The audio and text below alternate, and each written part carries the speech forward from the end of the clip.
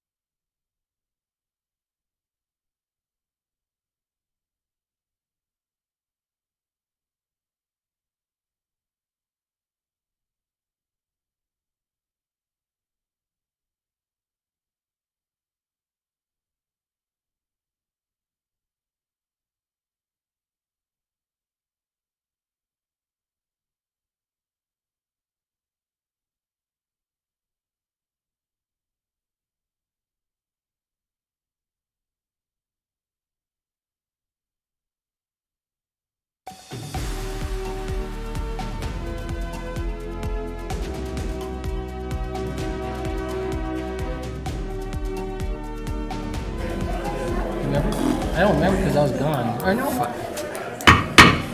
Good evening and welcome to the Coon Rapids City Council meeting for Tuesday, September 2nd, 2025.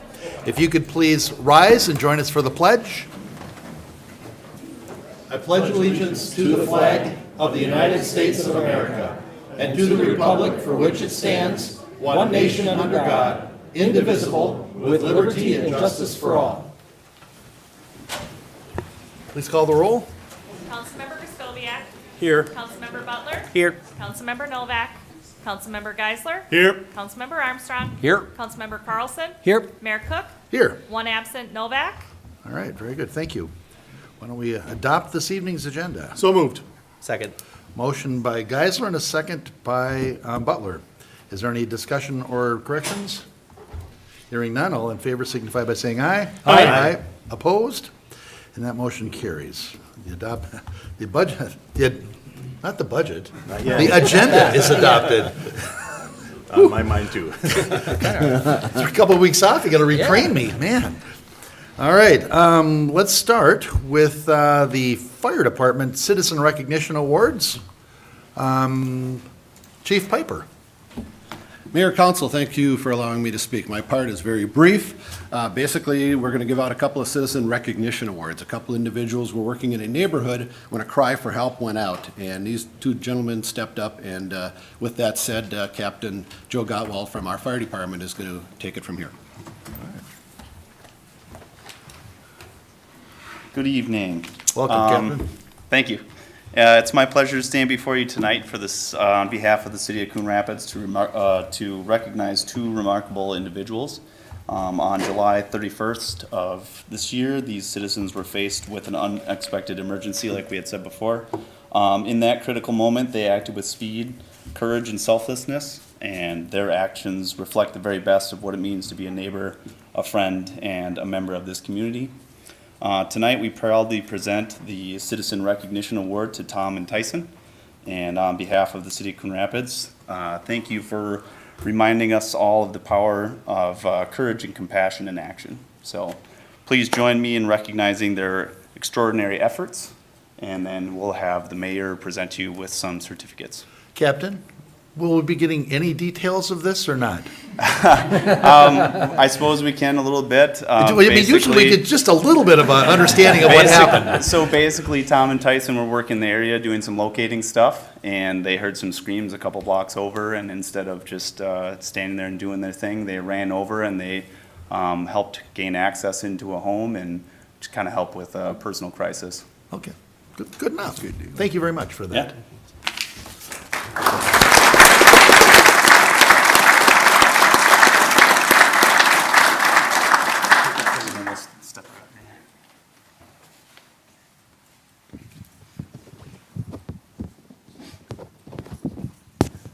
Hoping I grabbed the right one.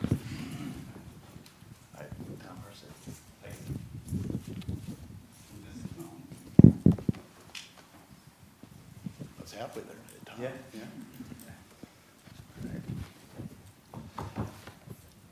All right, we have a Citizen Recognition Award presented to Tyson Holland. On behalf of the Coon Rapids Fire Department, you are hereby recognized with the Citizen Recognition Award in honor of your outstanding and courageous actions during a medical emergency on July 31st, 2025. Your quick thinking, selfless response, and willingness to assist in a time of crisis are a true testament to the values of compassion and community. Your efforts serve as an inspiring example of how we can all care for one another in moments of need. Thank you, Tom, for your remarkable actions and commitment to helping others.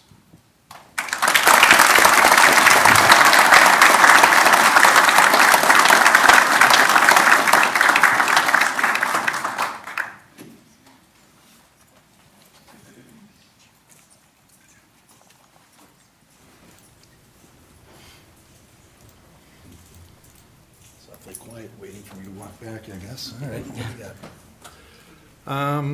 Okay, well, we have another presentation from Alina Health.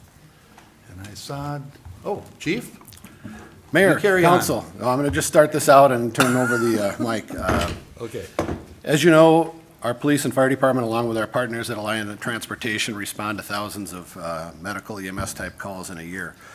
Some of them are nothing more than a lift assist, which is pretty easy to do and pretty basic. Others, such as a cardiac arrest, is a big deal. In order for that person to survive, in other words, come home from the hospital mentally and physically intact, a lot of things have to happen correctly in the right order for that to be a reality. I'm happy to tell you tonight that what you're going to hear about tonight is one of those cases that there was a cardiac arrest in a residential home, and that individual went home mentally and physically intact. A big part of that is that we talk about the chain of survival, and a lot of things have to happen in order for the person to make it. And with that, we're privileged tonight to have Dr. Joey Duran. She's our medical director from Alina, and she's going to say a little bit about what that's all about. So, Awesome. Dr. Duran? Awesome. Thank you. Thank you for having me. First of all, we are honored at Alina that we get to have such great community partners that work alongside us. It's really the teamwork from law enforcement to fire, and then us getting on scene that can really work together that really increases the survivability from something like this. Even within the first 4 minutes, we really can have a quite substantial survivability, and then every minute after that, it significantly decreases. So having first responders get on scene and that are actually trained and have been supported in that effort to do training, equipment with AEDs, Lucas devices, that's the mechanical CPR device. All of that, I thank you for investing in your community, because like I said, without that and without the swift response from our first responder agencies, we wouldn't have the outcomes that we have. So thank you, and thank you to everybody here. Thank you, Dr. Duran. Now, to say a few more words and to actually make the presentations, Brent Baker's with Alina also, of course, and he's an EMS operations supervisor. So, Brent? Big stack of plaques here. Mr. Mayor, City Council members, citizens of Coon Rapids, friends and family, thank you for this invitation to the council meeting tonight. As the chief said, my name is Brent Baker. I'm one of the senior supervisors, EMS supervisors at Alina EMS. I'm here tonight to recognize the amazing work of our police officers, deputies, firefighters, and paramedics. On May 23rd, responders were called to a residence on 132nd Avenue for a cardiac arrest. It was about mid-afternoon, and police and deputies quickly arrived, determined that the person was not breathing, had no pulse. Life-saving efforts were started. The fire department arrived shortly after, acting as a resuscitation force multiplier, right? And in these cardiac arrest events, the more hands we can have on hand, the better. The fire department arrived and continued CPR, used their automated CPR device, the Lucas machine. Our paramedics arrived, providing those advanced life support measures. The person regained consciousness and was brought to a local hospital, and I'm happy to share that they made a full recovery and were discharged a few days later. As emergency responders, we're invited into people's lives to bear witness to their best days and their worst days. And on this day, for this patient and the family, it was a little bit of both. With that, for most 911 calls, our public safety responders really don't get a lot of follow-up. They don't necessarily find out what happened, if they made it. But in this case, as the chief and Dr. Duran said, everything went perfectly and a life was saved. With that in mind, I'm proud to present these life-saving awards to the responders who answered the call that day. And there were a lot. Bear with me for a minute here while we get some of these out. Yes, please. There should be a minute.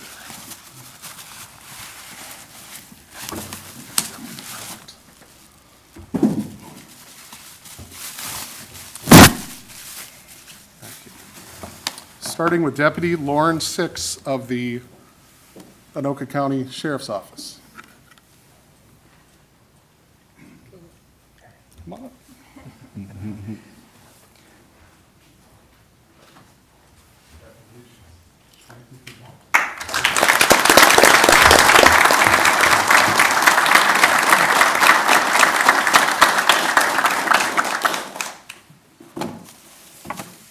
Deputy Peter Grover of the Anoka County Sheriff's Office.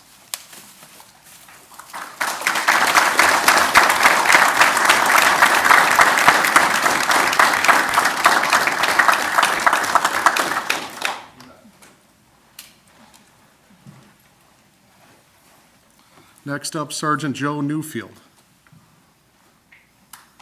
of the Coon Rapids Police Department.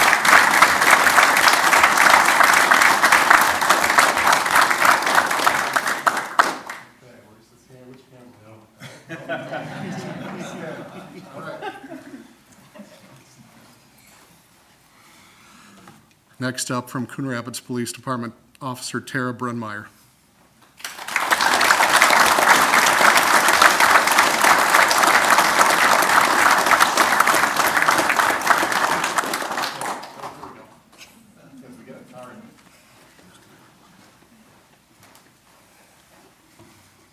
Next up, paramedic Sydney Fitzpatrick from Alina Health EMS.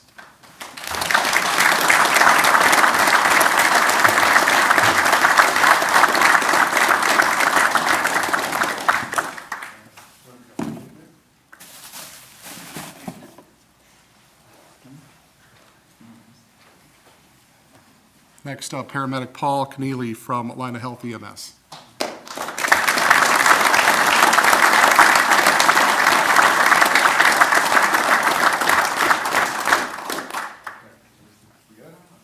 Back over here, we got Dave.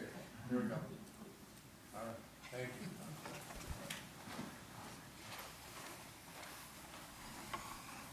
I'm going to have to change this one because there was a promotion that I was not aware of. So we'll get that fixed. Next up, Captain Joe Gottwalt of the Coon Rapids Fire Department.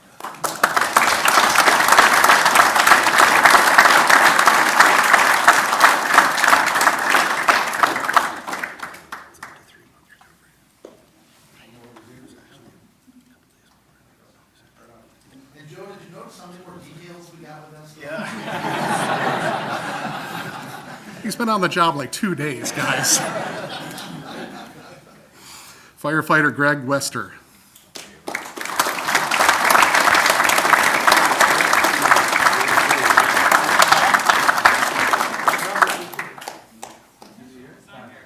We'll get it to him. We will get it to him. Firefighter Jason Plouffe, Coon Rapids Fire Department.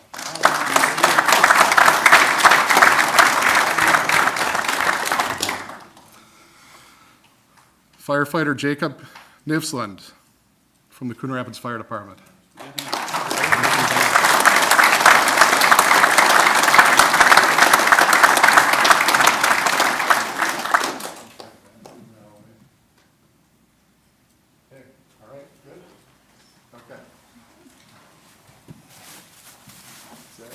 I have one more. And there's been another change since this has occurred too. Last but certainly not least, retired Captain Shannon Moen of the Coon Rapids Fire Department.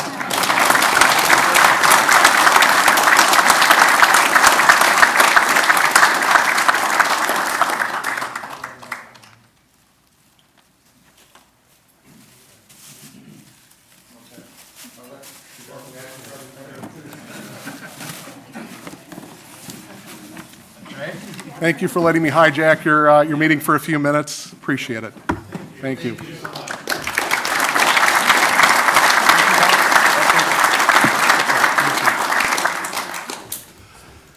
All right. This is all fun stuff. Next item, Chief Steiner.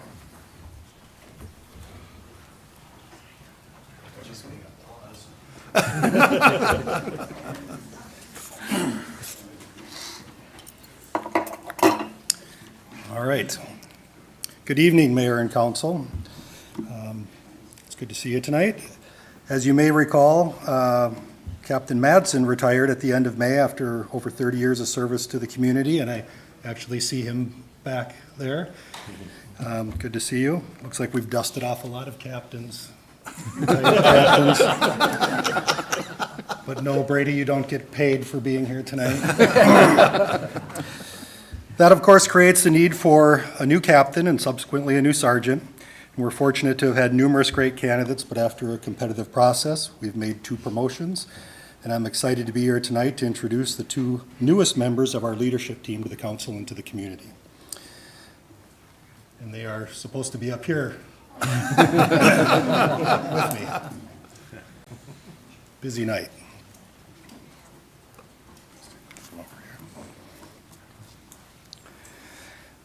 First, I'll introduce Sergeant Autumn Nelson, who's our newest sergeant. Autumn has a Bachelor of Science degree in biology from the St. Cloud State University and an occupational certificate in law enforcement from Metro State University. We hired her as a patrol officer on August 27th of 2007. She was promoted to detective and assigned to Northdale Middle School in 2013.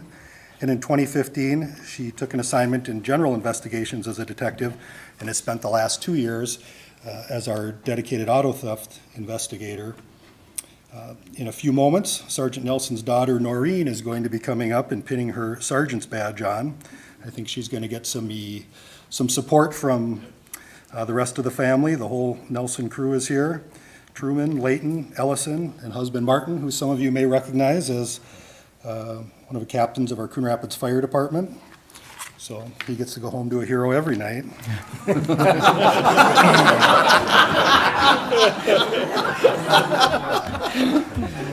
Next, I'd like to introduce Captain Troy Highland.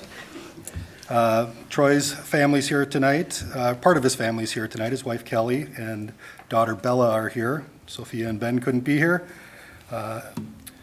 Troy has a bachelor's degree in criminal justice from Winona State University. Next week starts at the Northwestern University School of Police Staff and Command. Troy comes to us from the New Brighton Police Department, where he started his police career in 2000. In 2016, we hired him here as a Coon Rapids police officer, promoted him to sergeant in 2021, and he's most recently promoted to captain in June, and currently is leading our patrol division. Additionally, Troy has served his country for over 33 years in the military, first in the U.S. Navy, then the Army National Guard, and he's currently in the United States Army Reserves. He holds the rank of major, so he kind of gets a little bit of a demotion when he comes to this job. And Troy's been deployed in service of his country 3 times. In a few moments, as I said, Troy's daughter Bella will be coming up to pin his badge on. So to our newly promoted our newly promoted sergeant and captain, I just want to congratulate you both on this accomplishment. There are a lot of excellent candidates in both of these processes, and these decisions are really tough, and the processes are really tough, and you've certainly earned this, and you and your family should be very proud of you guys. To the council, you know that we've become a really young police department in the last 5 years. I also want you to know that you should rest easy, knowing that the Coon Rapids Police Department cupboards are really full with promising future leaders. It's a really good problem to have, but I don't envy the next person who will be making promotions when I'm gone. So, with that, I'd like to invite the Nelson family up first. If you guys will step up here, and newly promoted Sergeant Nelson will come out. Get you guys the right badge.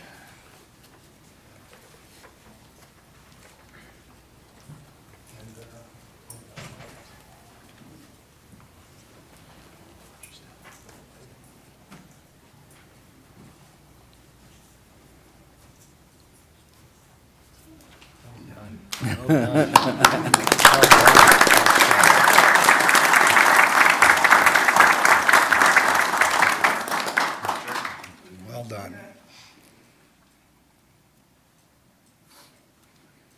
Oh, stay up there. The mayor's going to come and.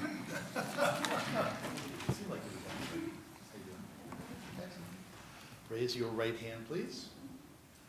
All right. I, Autumn Nelson, do solemnly swear I, Autumn Nelson, do solemnly swear that I will support the Constitution of the United States that I will support the Constitution of the United States and the Constitution of the State of Minnesota, and the Constitution of of Minnesota, and discharge faithfully and discharge faithfully the duties of a police sergeant the duties of a police sergeant for the city of Coon Rapids for the city of Coon Rapids in the county of Anoka in the county of Anoka and state of Minnesota and state of Minnesota to the best of my judgment and ability. to the best of my judgment and ability.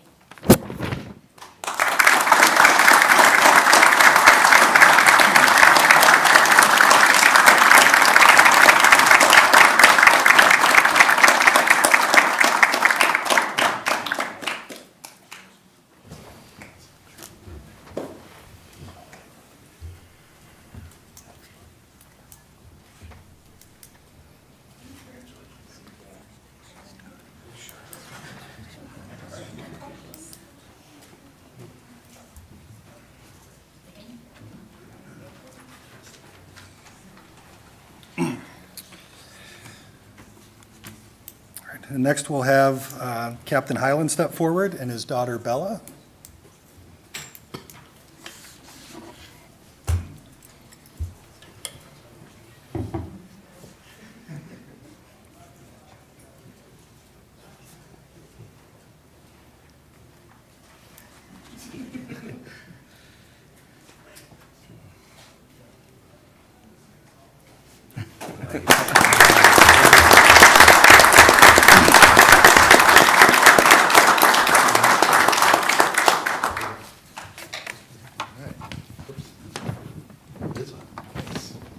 Please raise your right hand. I, Troy Highland, do solemnly swear I, Troy Highland, do solemnly swear that I will support the Constitution of the United States that I will support the Constitution of the United States and the Constitution of the State of Minnesota and the Constitution of the State of Minnesota, and discharge faithfully and discharge faithfully the duties of a police captain the duties of a police captain for the city of Coon Rapids for the city of Coon Rapids in the county of Anoka and the county of Anoka and state of Minnesota and state of Minnesota, to the best of my judgment and ability. to the best of my judgment and ability.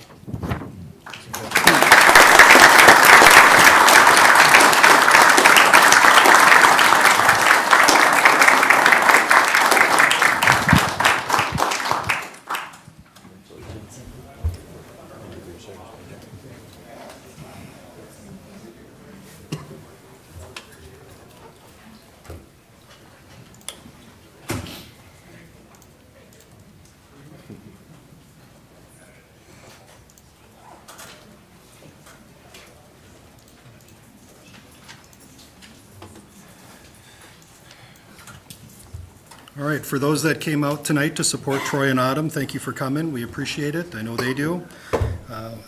We can all step out into the lobby and do some pictures, and congratulations. And if anybody wants to come back in after the meeting or after the pictures, you're certainly welcome to. It's don't have to save your seat or anything, though. Thank you to the council. Appreciate it. Well said. Thanks, Chief. Thanks, Chief. Thanks, Captain. Thanks, Sergeant.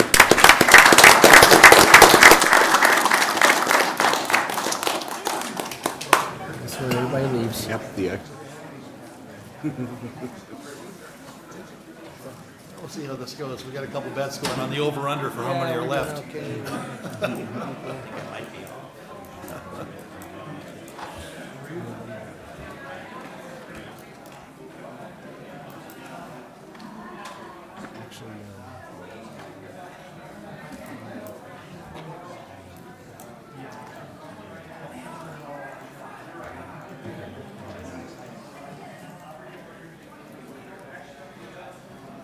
You guessed 4, Peter. That's good. You know, it was close. Okay, well, everyone won. All right, I think we're back. Next item on our agenda is approval of the minutes of the August 19th meeting. Motion to approve the minutes, Mr. Mayor? Second. Motion by Carlson, and a second by Armstrong. Is there any discussion or corrections? Hearing none, all in favor signify by saying aye. Aye. Aye, opposed, and those minutes are approved. We have 4 items on the consent agenda this evening. The first is,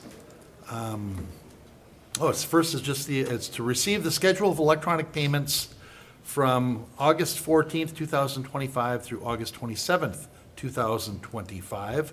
This is the list of electronic payments processed since the last council meeting. The next item on our agenda is to approve the waiver of the fireworks display license fee for Coon Rapids Community Strength Foundation. Community Strength Foundation has submitted an application to conduct a fireworks display as part of the holiday tree lighting event being held at Boulevard Park on December 13th, 2025. The foundation has requested this in prior years for other events, and the council has granted the waiver. So we're looking to approve a waiver of a $125 license fee for fireworks display as part of the holiday tree lighting event being held at Boulevard Park on December 13th, 2025.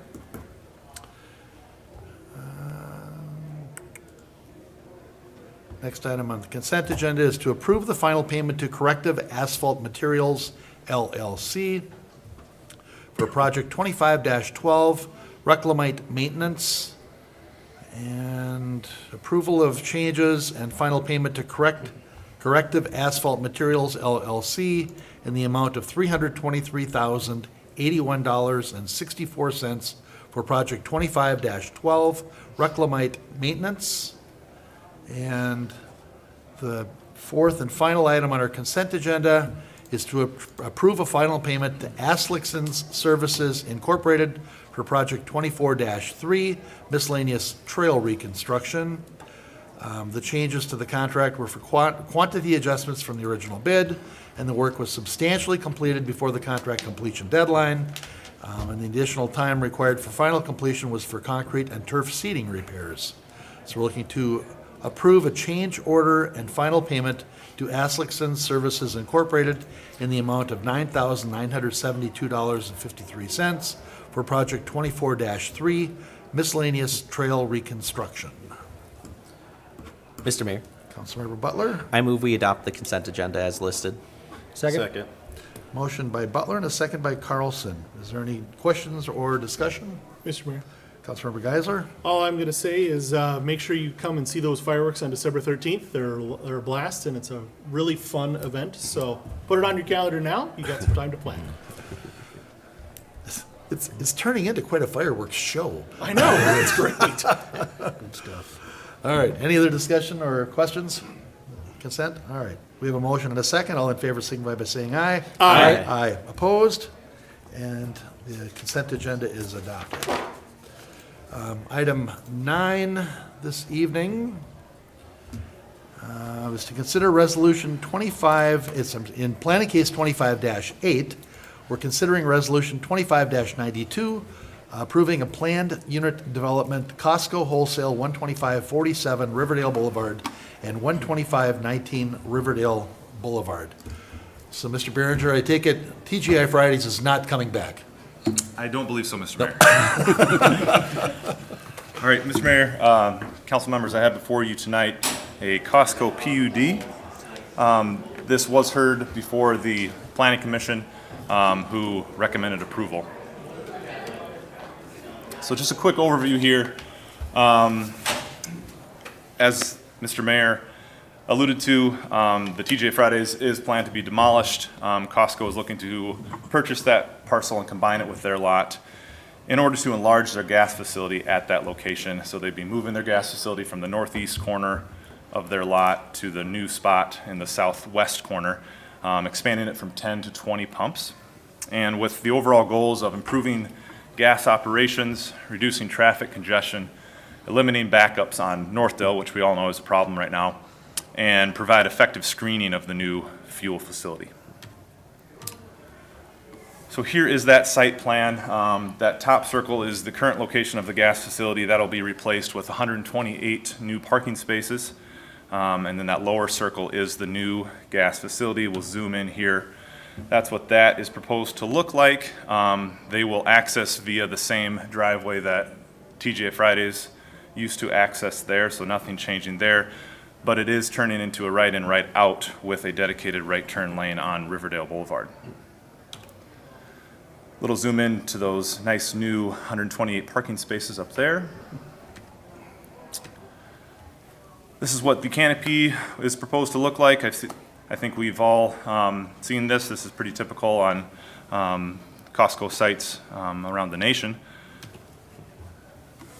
The applicant was nice enough to provide us some nice renderings of what the screening will look like. So here's from Main Street. You can see before and after there. Another one from Main Street. And then a final one from Riverdale Boulevard as you're turning into the gas facility. So a little bit about the gas expansion and the traffic analysis. What we have here is the current fuel facility with the 10 pumps. It services 20 vehicles right now and queues 23 on a typical Saturday midday peak for a total of 43 vehicles. And as I said before, this causes a lot of congestion on Northdale Boulevard. What is proposed is 20 pumps servicing 40 vehicles and at midday peak queuing around 15 vehicles for a total of 55. This will ease that congestion on Northdale Boulevard and allow Costco to service the current peak demand more efficiently. Similar expansion projects that they brought up in their traffic analysis around the country have experienced around a 30 to 75% reduction in peak queues and wait times.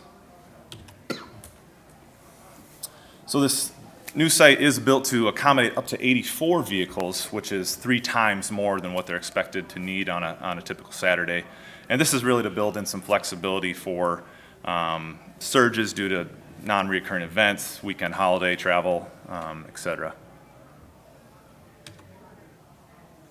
Zooming in a little bit here on that right turn lane into the gas facility. This is kind of built in to maximize efficient driveway entrance movements and reduce any chances of backups onto Main Street. We are also seeing a proposed turnaround lane in the existing roundabout. This was recommended in a previous 2018 study by SRF that the city had done of the whole area. And that study said it would result in more utilization along Riverdale Boulevard, as well as reduce volume conflicts at the North Costco approach. Once again, that roundabout shown here as a truck moves through it, so you can see it's well designed to handle a full-size truck easily getting through. And just to kind of hit that point home, this is a excerpt from that 2018 study from SRF, kind of showing a rough sketch of that roundabout. You'll see here that it's the northern section and the southern section both show a through lane, but it was noted there that the southern one does not provide as much benefit and thus should not be considered. So they just went with the northern lane for the turnaround. And with that, in planning case 25-8, staff recommends that the City Council adopt resolution number 25-92, approving the proposed plan unit development with these following 6 conditions. Thank you. And we do have the applicant here with their traffic engineer as well for any questions. That's what messed me up. We were trying to decide how many were here from Costco, and they weren't sitting together. So- Questions for Mr. Behringer? Mr. Mayor, Councilmember Carlson? just one quick question. Yes, sir. Behringer, I probably missed it. Currently, we have 20 spaces for fueling, and how many spaces for the queue right now? And go back to that slide, council member. That was probably right in front of me. Yep, no worries. That is your existing condition right now, so 23 queued, 20 vehicles served currently. Thank you. Yep. Mr. Mayor. I'm sure I've seen more than 23 queued Oh, yeah. there. Councilmember Geisler? Mr. Bridger, could you go over why we're using a PUD here instead of just allowing them to adjust their site as needed? Yes, great question, council member. So a PUD specifies this use to just this property. We did consider opening up the use to the entire Riverdale district, Riverdale shopping district, but we thought it would be most appropriate just to include it here. Since it's an existing facility and expanding, it seems to make sense at this location. Thank you. Mr. Mayor? Councilmember Carlson? Yeah, I think, I'm to understand that if we would have done that, it may have opened up some unintended consequences. That's correct. That's correct, yep. All right. Any other questions for Mr. Behringer? Mr. Mayor, Councilmember Griscoviac? I don't know if the question's for our community development or for the applicant, but I'd like to maybe understand that the traffic queuing and the traffic flow a little bit better. You mentioned right in, right out off of the main road, so is that designed that cars will come in and out of that right and they're not going to try to get through the parking lot and wind up over by Best Buy and come back? Or I would just like to see how that traffic is designed to flow. Yeah, I'll turn it over to the applicant. They've got a few slides for I us here think at the any way end, you too. look at it, we're going to improve the traffic flow off of Northdale. For sure, that's been a problem since the beginning, but I just wanted to see here. Good evening, Mayor, City Council members. My name is Larry Jurczak. I'm a Costco real estate manager representing Costco Wholesale tonight.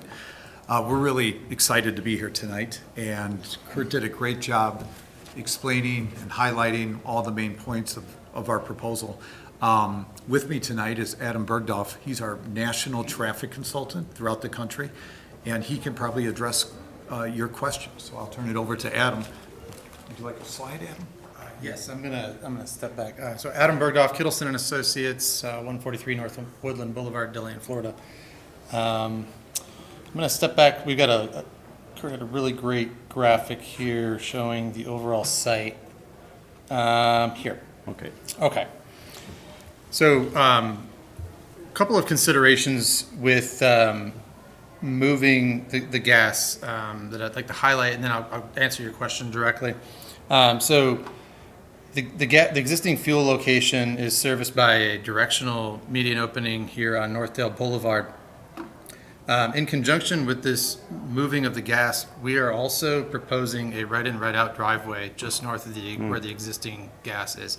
That is intended to remove some traffic from the directional median opening just south of there, and hopefully to make that a much safer condition. We are very fully aware, Larry and I talked about this when we first started contemplating the site, that left turn in right into the back of the existing queue, it's not as organized as we would like, to put it politely. And so safety is the main motivator for this. And so by moving it down to Riverdale Boulevard, we are reducing traffic at that left turn, reducing traffic from Northdale Boulevard as well. In addition to not only reducing it, we're still diffusing it a little bit by having that additional driveway on Northdale. So coming in to the proposed access with Riverdale, as you can see, we proposed an additional right turn decel lane to help exiting vehicles have a better understanding of who's going where. You know, the right turning vehicles, they know that they're turning right. They can now maneuver out to make their turn and head north, and then come back south in the proposed U-turn lane that we are implementing as part of SRF's recommendation to the city within that circular intersection. I've got a graphic that I'm going to pull up as well that highlights that a little bit. One addition that we have to that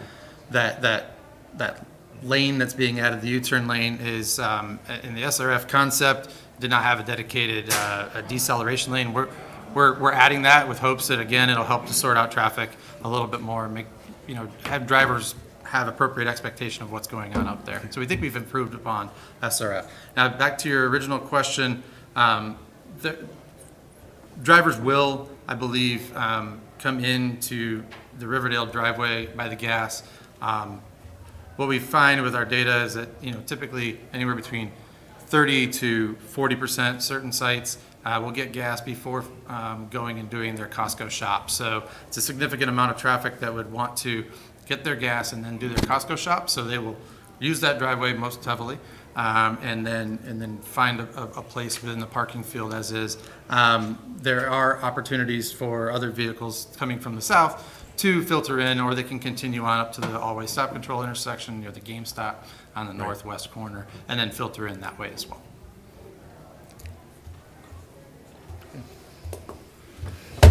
Adam, that new right-in, right-out on the northeast corner on Northdale, that's something that SRF recommended in their study, wasn't it? I believe they had an access up there. I think it seemed when I looked at it Forget on which at the planning commission, I thought, I think that's what SRF recommended then. we tried to emulate as many of their recommendations as we could. However, I think it is a little bit different. There was a proposed full access driveway, I believe, up there. Okay. Just a little bit further north, but with the grade coming down, we did not feel that was appropriate. Yeah, no, this looks good. Well, and it really wasn't possible for you to do that with the gas there anyway, I don't think, but, no. Mr. Mayor, Councilmember Griscoviac? to that point, is Northdale, is that a Anoka County road right there? Or is that within our domain? I'm just wondering if Anoka County is going to authorize that. Councilmember Griscoviac, that is a city. Okay, okay. I guess I did not notice that right turn lane being added to the site as well, so I'm not sure if we looked at turn lane for that, additional turn lane, or was that just to eat up an existing lane of traffic for any right turning movements coming southbound on Northdale? Or is there going to be a right turn lane into that as well? At this location, At we're that location. not proposing a right turn lane into the site. That might be, excuse me, Go ahead. you're coming right down from a hill there without a right turn lane. Might be something we want to look at. The other point, going back to my question on traffic flow, you mentioned that 30% of your customers will probably take that right turn in off Riverdale, get gas, and then maybe 30% of them will park in the parking lot and then do their shopping. The other 60% or more, how are they going to filter out from that gas station? Do they go back out onto Riverdale Boulevard and then use the roundabout? Is that the concept? Or, we don't have a lot of room between Main Street and your access point on Riverdale. We've had a lot, I just saw it today, there was people backed up all the way to Main Street through the Menards parking ramp to get into that gas station. So I don't want to cause any impact on the Main Street.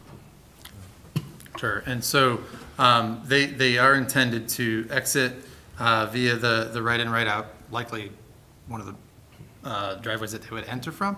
That's part of the reason that we are proposing that U-turn lane, though, is to make that a relatively easy movement for vehicles to make. We've done a level of service analysis. It is shown to operate well. We actually micro-simulated it, did a video.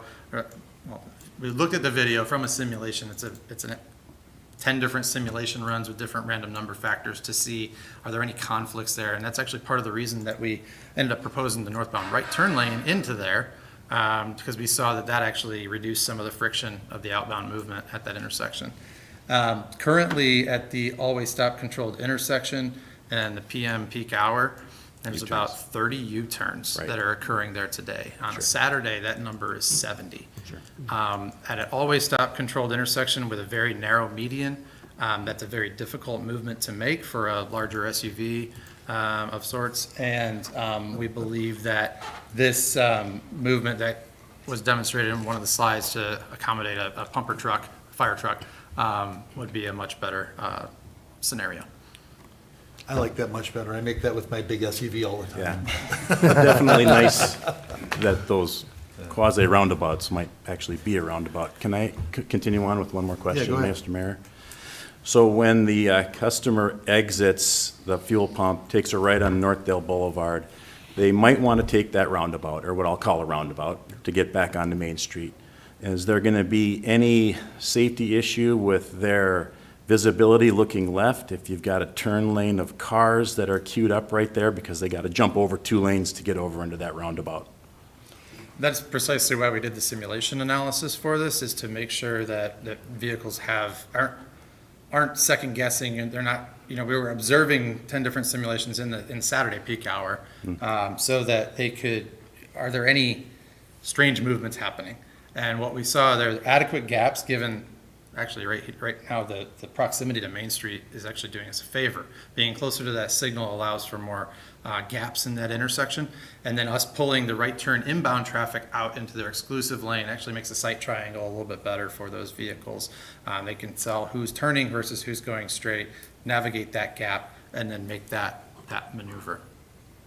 Excellent. I'm glad to hear that there's been that much analysis done on this, because there's a lot of other businesses in this area that we don't want to have adversely impacted with this. That's all I have. Very good. Mr. Councilor Mayor. Butler? Yeah, I just wanted to say, I think this is a fantastic plan. I routinely drive that exact route. I turn right onto Riverdale, I go up to that intersection, I do a U-turn in a Civic, so it's a little easier. I see trucks and SUVs almost wipe out every Saturday that my wife or I go to Costco. I think this would be an enormous improvement for safety. It's more convenient to have the more stations, and thank you for the wonderful report. All right. Anybody else? Mr. Mayor. Councilmember Geisler? So, in general, I think this is a much better layout. That the whole north side there is always really difficult to flow in and out, even for folks who aren't going to Costco. If you want to go to Best Buy, if you want to go to the sporting goods store, like, there just isn't a good way to get in there when you're dealing with all the traffic that you guys are generating for folks coming to stop in, because all the spots are pretty hard to get into. And when the gas stations back up, that Northdale entrance from any direction is difficult. To, I think, Mr. Himmer's point, and looking just a little bit at the maps, I think that right in, right out might need a short turn lane in. Given the turn, it could be a little bit of a blind coming around that corner, and somebody could be going 40, 45, 50 or more where they shouldn't be. And somebody slowing down, trying to make that first right turn in. I think we might want them out of the through lane. So I think that might be a worthwhile consideration past this. On Northdale? On Northdale, yes. On Northdale, that the far north, the new right in, right out there for southbound traffic on Northdale. I think that's a potentially risky condition there, fender or rear end. As much as to the point about the roundabout there, I'm not a super fan of crossing 2 lanes of traffic to get there. However, I think you've made it as good as it can be, given with what we have. And I think that will actually alleviate a lot of the traffic that's at that angled frontage road up by GameStop there. That is a very difficult triangle to negotiate with the amount of traffic, especially on a weekend. So I think overall, this should improve the traffic flow in almost every single entrance to your site. So I think that's great. I also like the fact that folks could come in, get gas, and just zip right out and not have to experience the entire parking space if they don't need to, which is safer for pedestrians, safer for shoppers, safer for people driving, like all the way around. So overall, it's a great site improvement. I just think the one thing we could look at is a right turn lane from that southbound Northdale on that north one, to make sure we don't end up with a fender bender as somebody's trying to come in there at 10 miles an hour and someone's zipping up behind them on that kind of blindish right, coming down the hill. But yeah, all in all, this is a great improvement for making this site flow better for a very busy place. Thank you. Mr. Mayor, Councilmember Carlson? quick question for Mr. Himmer. We've been talking about that right turn lane now on southbound Northdale. As you're looking at it, quick view, would you see any problems right now as you're looking at it with the right turn lane? Councilmember Carlson, yeah, I see this very briefly. Mark handles a lot of the development review stuff. All the focus was over by the gas pumps. I was not aware that a new access point was put there. I'm guessing it's probably not in the engineering comments, but I think we may want to look at that. Well, we certainly should look at that as part of the permitting side, because as you all mentioned, coming around that corner, coming down the hill, we're just adding another spot. And if we're reducing that lane now, and you have to now watch out for what's coming in front of you around that corner, I think a right turn lane of some size may be beneficial, and I think we'd like to review that as part of the building permit and work our way through that. If that's a condition we want to add just with the engineering comments, I think that would be a wise one. Mr. Buccione, you prepared to give us a subject to here, or a additional condition?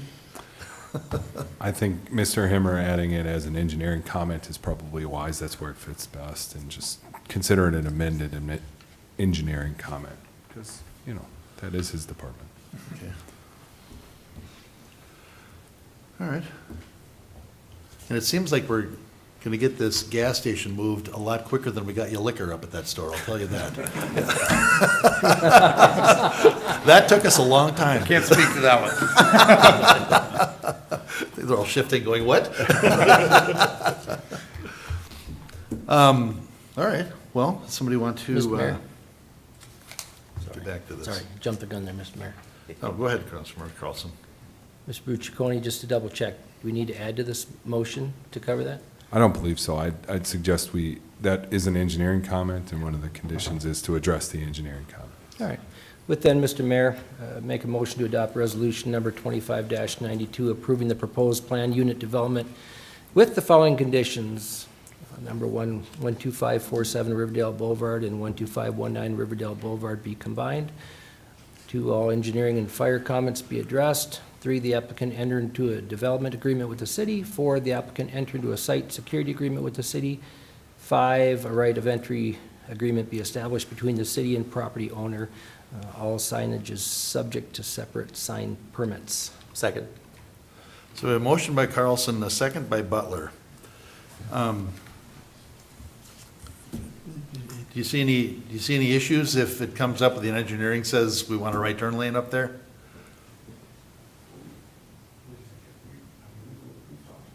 Yeah, it's a great place. Sorry, Adam.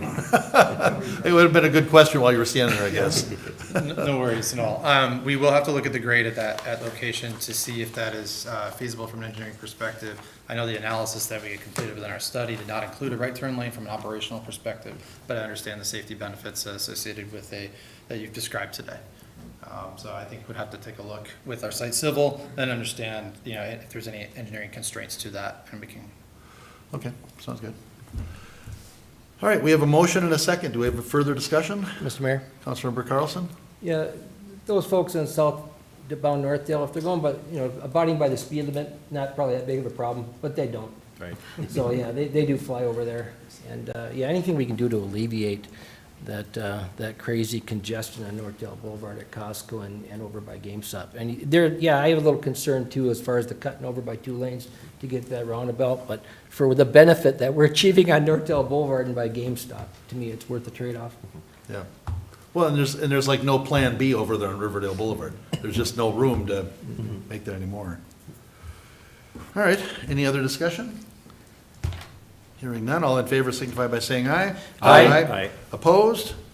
And the motion carries. Thank you very much. Thank you. Thanks for everything. Mr. Hammer, we're going to leave it up to you.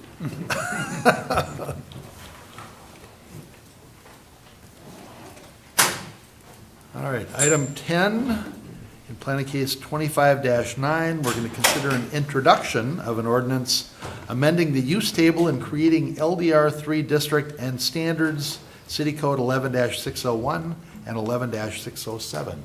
All right. Mr. Passer. Thank you, Mr. Mayor, council members.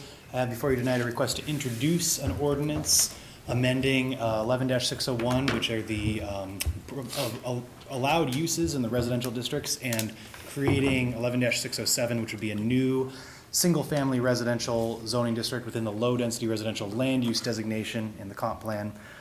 So this would be the LDR3 zoning district, and this was discussed at a work session, so I'll go over some of the high-level points and some of the minor changes that were made to the proposal between the work session and today. But what would be proposed would be the creation of an LDR3 zoning district.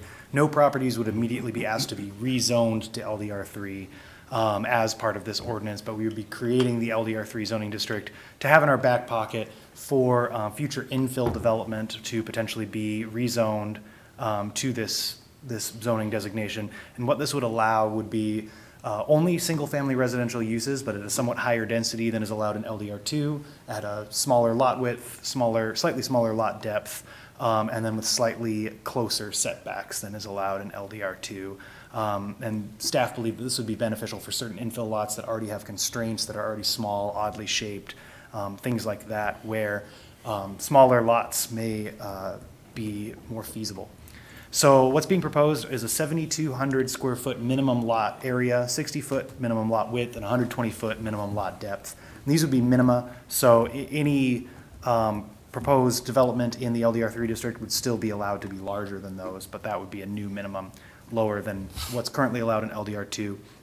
On top of that, what's being proposed is an increase compared to LDR2. So this isn't a change to LDR2 that's being proposed, just an increase compared to LDR2 of lot coverage from 30% to 50%. Front yard setbacks to be generally 25 feet instead of 35 feet.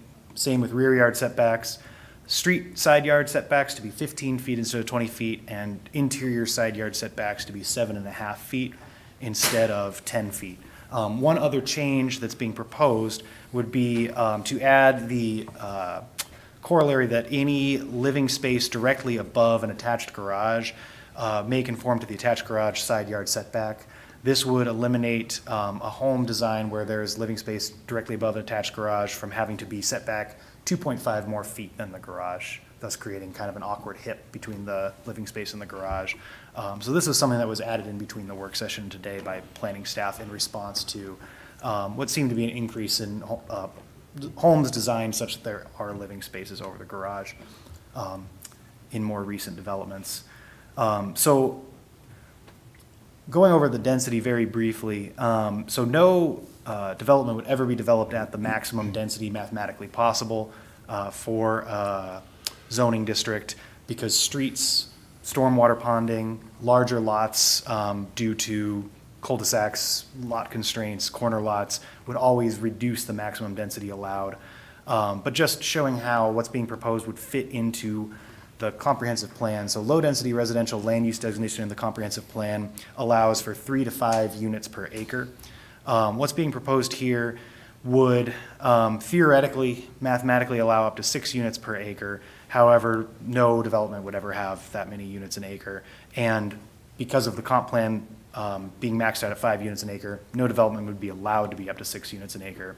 But what this shows is that the LDR3 zoning district would create the allowance for small enough lots to fit comfortably within that 3 to 5 unit an acre designation. And that's in contrast to LDR2, which has a maximum of 4 units an acre allowed within that zoning district, and LDR1, which has a maximum of under 3 units an acre. So I'd be happy to clarify any of this if any of the council members have questions on what I'm discussing here, but I did just want to briefly go over the density and how that fits into the comprehensive plan. So there are some adjacent cities that do have similar districts, and we did talk about this at the work session. It's primarily Brooklyn Park and Andover that have existing districts with similar standards to the proposed LDR3 district. And there are also subdivisions within Coon Rapids that have similar lot sizes, lot areas, widths, and setbacks to what's being proposed. All of them are within PUDs, however. So they were all approved separately and not within a specific zoning district allowing this. So one example, Eager Estates, has lots with a lot area bottoming out at around 7,600 and 60-foot lot widths. And then just a look at what it looks like on the ground over at Eager Estates. And then I also took a look at North Fork Meadows, which is a recent development in the last 5 years in Ramsey, which has smaller lot areas and widths than is being proposed. So 50-foot lot widths, 5-foot side setbacks, and 7,000 square foot lots, just to take a look at what it would look like. So this is denser than what's being proposed for LDR3, but just to look at some recent development that kind of fits into that general density. And then a couple other differences from LDR2 that were not discussed at the work session. I discussed the living space over the garage exception. And then there are some variable setback options allowed in the LDR2 district that would be removed from this district. The setbacks are generally considered to be close enough to the lot lines here that no exceptions to those setback requirements would be needed like they are currently allowed in LDR2. And then the allowance of two-family residential as a use type, so two-family homes, twin homes, would not be allowed in the LDR3 district as they are currently allowed in LDR2. So those are some of the other differences. That's all I really have for a presentation. I do have a recommendation from the Planning Commission for approval. Right now, we would just be introducing the ordinance, and then City Council decision would be at the following meeting. Thank you. Thank you. Any questions for Mr. Patzner? Mr. Mayor, Councilor Griscoviac? just one question. So side yard setbacks, currently in LDR2, it's 10 feet? That's correct. So like if I wanted to build an auxiliary garage 10 feet from the property line? So, Councilmember Griscoviac, for a detached garage, it is currently 5 feet, but for a living space, it's currently 7 feet. And what's being proposed for the LDR3 district would be to continue 5 feet for something like a detached garage, but only have 7.5 feet for a living space. Okay, all right. Yeah, you pretty much knew exactly what I was at. Thank you. Yeah. All right. Councilor Geisler? Mr. Mayor, first I was just going to say, we didn't mention it last time, but thanks to the Planning Commission for both of these elements. They spent a good chunk of time working on it as well. So that is a lot of work, and we appreciate their time and investment in this. But I'd like to make a motion that in planning case. Oh, no, we're just introducing it tonight. Yeah. Oh, that's all we have to do. All right. I like your enthusiasm. I was going to be really efficient. But no, thank you very much. And also the response from our work session too, so I appreciate it. Thank you. All right. Any other questions for Mr. Patzner? Mr. Mayor? Councilmember Carlson? I just think it's a really good way to fill in some of these odd spots that we have. You know, a couple weeks, I'll certainly get out of your way, Councilmember Geisler, for that motion.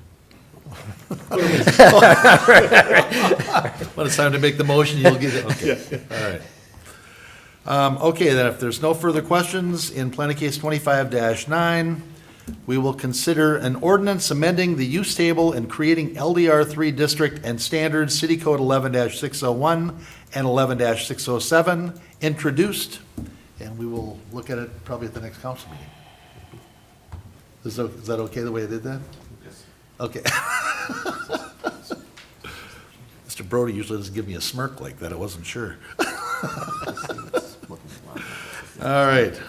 That's introduced, and now we're on to item 11. Consider resolution 25-91, accepting a community tree planting grant and approve agreement with the Metropolitan Council. Mr. Hammer. Thank you, Mayor, Council. Tommy Shabilla, City Forester, did a little digging around and found some more grant dollars. You know, we've been challenged with the Emerald Ash Borer and budgeting for that. So he was able to secure up to about $95,000 for an area within Coon Rapids, generally east of the railroad tracks, west of 10, south of Egret Boulevard, and north of 104th. So it's roughly 70 trees. Those have been inventoried. So he looked at the grant dollars for this particular neighborhood to remove and replant, and it just helps supplement some of our costs that are there. It's fully reimbursable, so we'll have to fund those costs initially and then seek reimbursement. But right now, we're just looking for your approval of the resolution accepting said grant, and I'm happy to answer questions. Just a question, since we would be expending it and then reimbursing it, do we have to do any budget adjustments as well, or? Mayor and council, we do not. We have sufficient funds within the 2025-26 EAB plan to front this, and then we'll get reimbursement later. It'll just allow us to do more work sooner in 2026 than we would have otherwise with the current budget amount. Thank you. All right. Oh, there's the neighborhood. Thank you. Okay. Any other questions from Mr. Hammer? Mr. Mayor? All right. Councilor, who is it? Carlson down Yep. there? All right. I make a motion to approve of resolution 25-91, authorizing the acceptance of the community tree planting grant and authorize execution of the agreement with the Metropolitan Council. Second. Motion by Carlson, a second by Butler. Is there any further discussion on this? Hearing none, all in favor signify by saying aye. Aye. Opposed? And that motion carries. Item 12 is to consider a right-of-way acquisition services for Project 18-14, Trunk Highway 610 and East River Road interchange. Mr. Himmer. Thank you, Mayor. This is to consider two proposals that were received for right-of-way acquisition services. This will also assist with relocation. So if you recall, we've got 6 single-family total takes, and there are 3 strip takings as well as some construction easements. Having now secured all the funding for construction, and we're on a tight clock to get this started next year as early as 2026. The sooner we get these appraisals going and get these negotiations started, the better off we will be. So we received proposals from SRF Consulting. They're part of the project design team. They help with some of the traffic modeling and things on that project. And ProSource has helped us on several projects in the past. So both companies are really good, taking advantage of a project team and not having to bring someone else up to speed. It's a cheaper cost, and we hope we can hit the ground running with your approval and try to get these things hammered out, if not by the end of this year, certainly the very beginning of 2026. Very good. Any questions of Mr. Himmer? Mr. Mayor, Councilmember Butler. I move that council accept the proposal from SRF Consulting for acquisition and relocation services for Project 18-14 and authorize staff to execute a letter of engagement under SRF's master consulting agreement. Second. Motion by Butler and a second by Geisler. Is there any further discussion on this? Hearing none, all in favor signify by saying aye. Aye. Aye. Opposed? And that motion carries.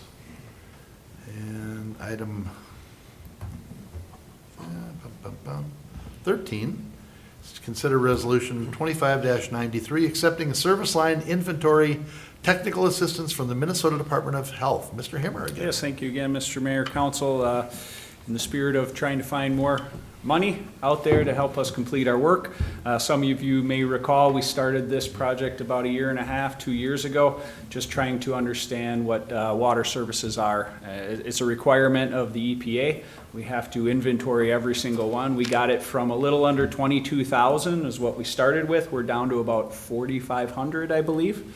So these dollars are, it's not a City of Coon Rapids money. It's directly the Department of Health hires a consultant. We've selected from a few. We've worked with Bolton and Mink in the past on some of our water infrastructure. So what they're going to help us do, and you'll see coming soon, is postcards going out to those 4,000 people, reminding people you can go and do the little QR code and do it on your own. If not, we will come to you and we will do it for you. We will schedule appointments, evenings, weekends, whatever it is, but we're trying to get that unknown service amount down to 0, which is required over the next couple of years, and so this is a way to go about getting that done. So we're looking for your support on the resolution. We can move this project forward the sooner the better because it has to be completed by the end of October. That's how it works. You wait a long time to hear about it, and then once you hear about it, you've got 6 weeks to get it done. So Okay. we're here asking for your support. All right. Well, we better waste no time getting this through then. Any questions for Mr. Himmer on this? Mr. Mayor, Councilmember Geisler. I move that we approve Resolution 25-93, authorizing the acceptance of service line inventory technical assistance from the Minnesota Department of Health. Second. That was a motion by Geisler and a second by Armstrong. Is there further discussion? Hearing none, all in favor signify by saying aye. Aye. Opposed? And that motion carries. Item 14 is to consider Resolution 25-90, establishing the preliminary 2026 tax levy. Ms. Hanson. Thank you, Mr. Mayor, City Council. As part of the truth in taxation process, Minnesota statutes require that the city certify to the county auditor a proposed property tax levy for the following year by September 30th. In line with that, staff is bringing forward one recommendation to set the truth in taxation meeting for December 2nd of this year, and then 2, to set the preliminary tax levy at $41,295,381. This is a 7.62% increase over the 2025 adopted levy. Once this is approved, if approved, The levy can be reduced before final certification, but cannot be increased. Anoka County will then use this information.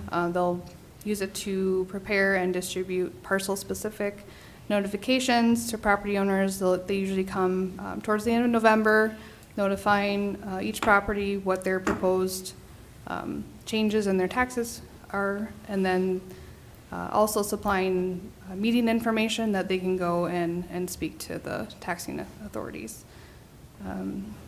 We do have the proposed 2026 budget available on the city website that can be viewed as well. And I'm happy to answer any questions. Very good. Any questions for Ms. Hanson? Mr. Mayor?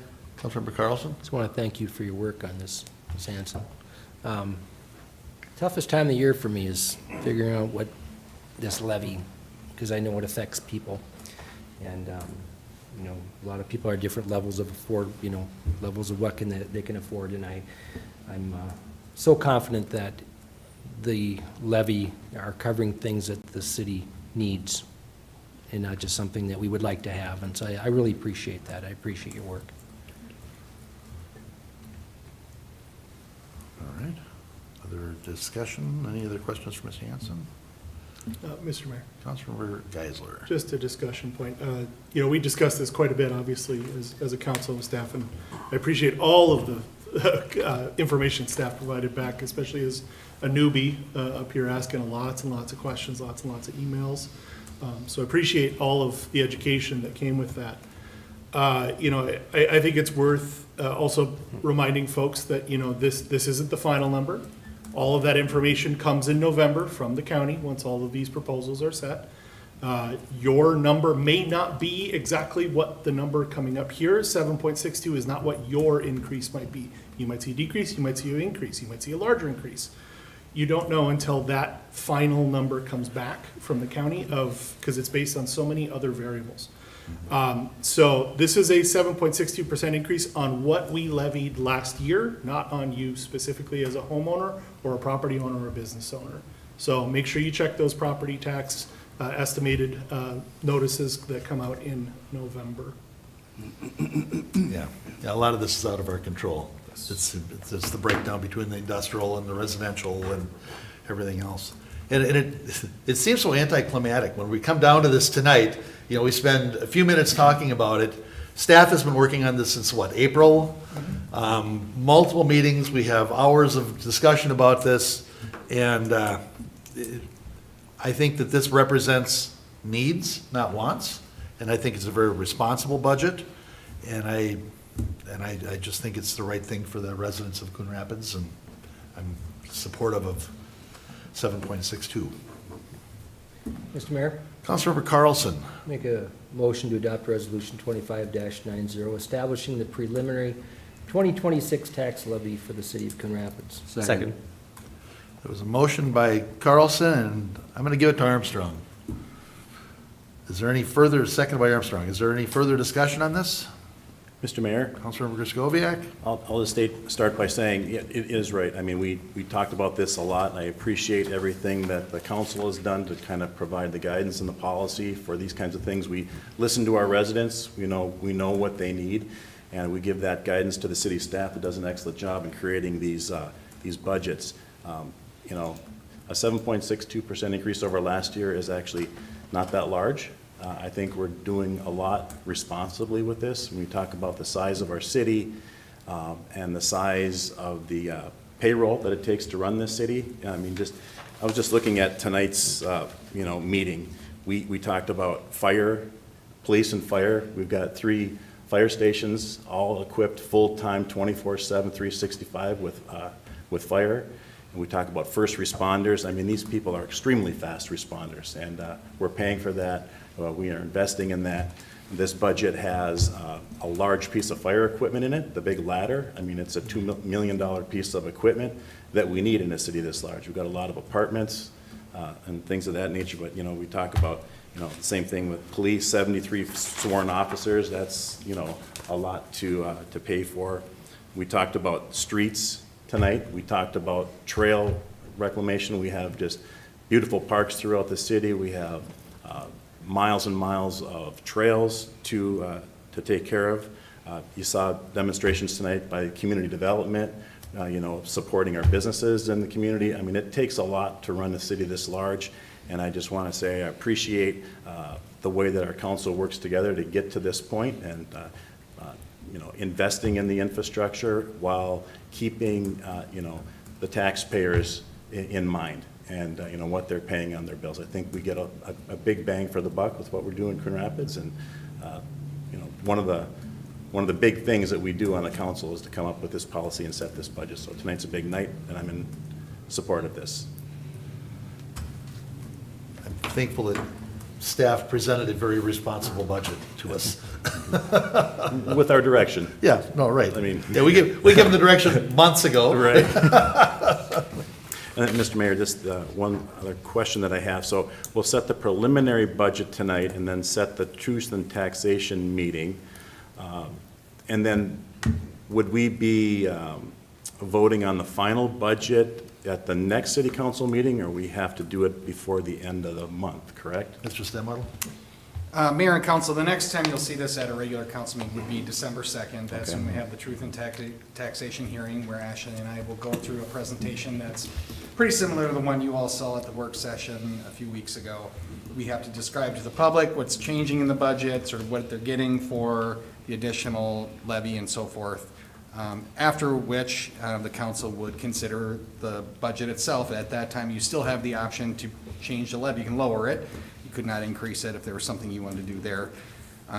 So that would be at that point, December 2nd. You'd formally vote on it. Tonight's just to get the process started from a property tax perspective, so that can inform the residents what it might look like for them. Okay. All right. In that December 2nd meeting, there will be a public hearing if folks want to talk to us about the levy. Yes. And about our budget. Correct, Mayor and Council. They can certainly come to that public hearing, although I would encourage people to call Ashley or I, or send us an email. We'd be happy to explain what's going on in the budget. There's a really nice addendum piece to the larger budget that's a simple explanation of the things that are changing in the 2026 proposed budget.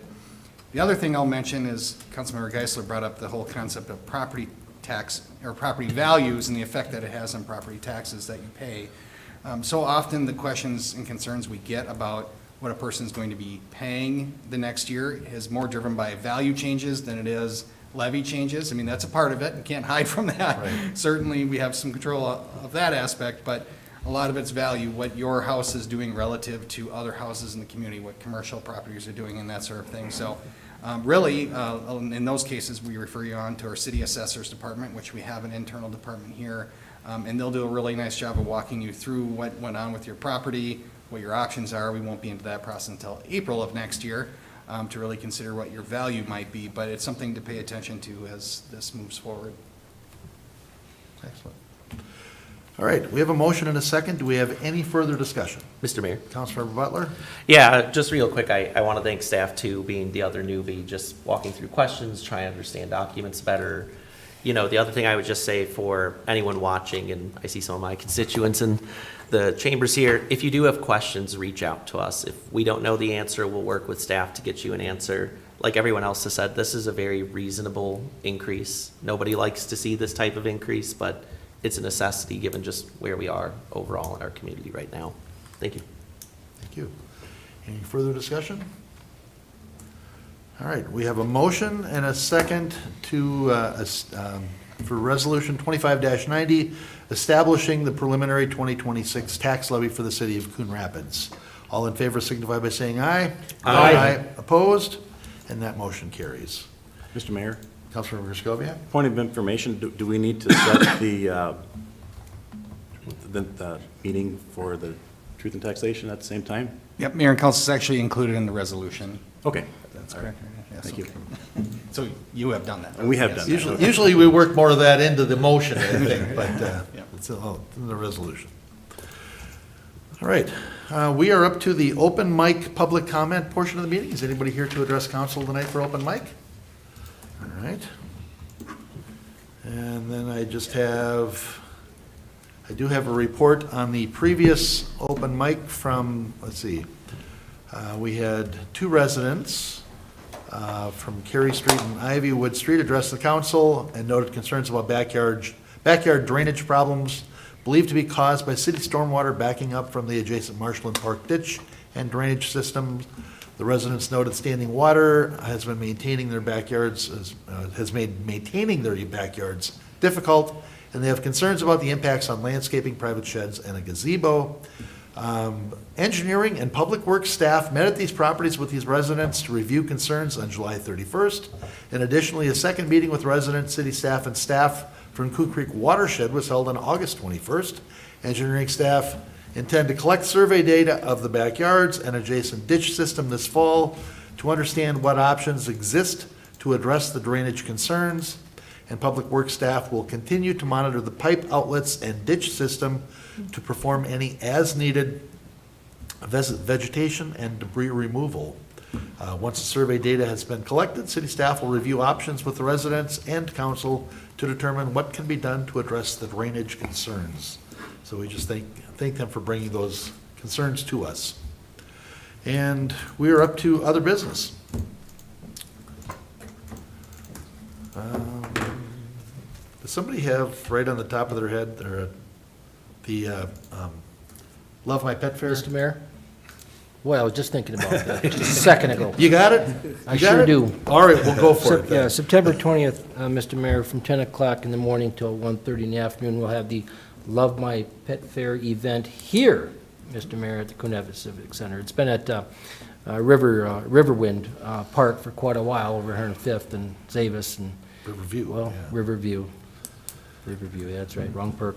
Riverview, but now it's here, Mr. Mayor, at the Coon Rapids Civic Center on September 20th from 10 in the morning till 1:30 in the afternoon. Chalk art contest, kid games, vendor booths, entertainment, pet and owner costume contest, demonstrations, and more. And this must be just the 10,000-foot flyer. On the other one, it says, you're welcome to bring your well-behaved pets. Are you still able to do that in the Civic Center? Or it's going to be outside here? Mayor and council, there'll be indoor and outdoor activities. This location will better allow for adjusting to weather changes. And last year's event was impacted by some significant weather, and so the thought was to give it a try at a new location and protect against that a little better. But yes, you can certainly bring your well-behaved pet to that part of the function. Excellent. All right.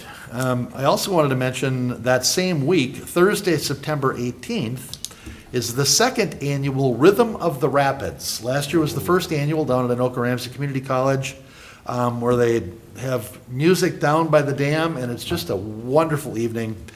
This year it's 5 to 8:30, and they've got music by Martin Zeller and the Hardways. Thursday, September 18th, 2025. And all of the information is at rhythmoftherapids.com. And yeah, if you're an Anoka-Ramsey alumni, tickets are only $15. Otherwise, they're $25, and under 10 is free. Bring a lawn chair. Look forward to a great night. And that's at the college, right? It's at the college, right in front of the college, right on the riverbank. Beautiful setting. Yep, absolutely gorgeous setting. Mr. Mayor? Councilmember Carlson? It's a great fundraiser. And it's a great The music was fundraiser. great last year, I'm sure it'll be great this year, but what a beautiful location, too. Real nice. Yep, that's a good point. In the interest of full disclosure, it is a fundraiser, and proceeds support the Anoka-Ramsey student success. Goes for the College Foundation there.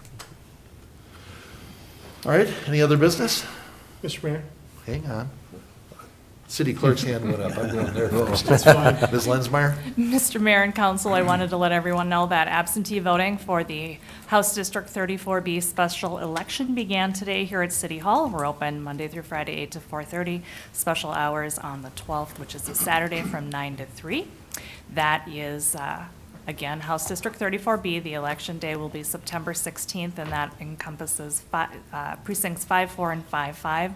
There is a map. If you're wondering if you're included or not, you can check the website on the elections page or give us a call at the clerk's office, and we'll get you the information you need. Basically, if you live almost in Fridley, you're part of it. But yeah, it's the very south end of Coon Rapids. Correct. And on that same note, there will be a candidate forum here tomorrow evening at 5 p.m.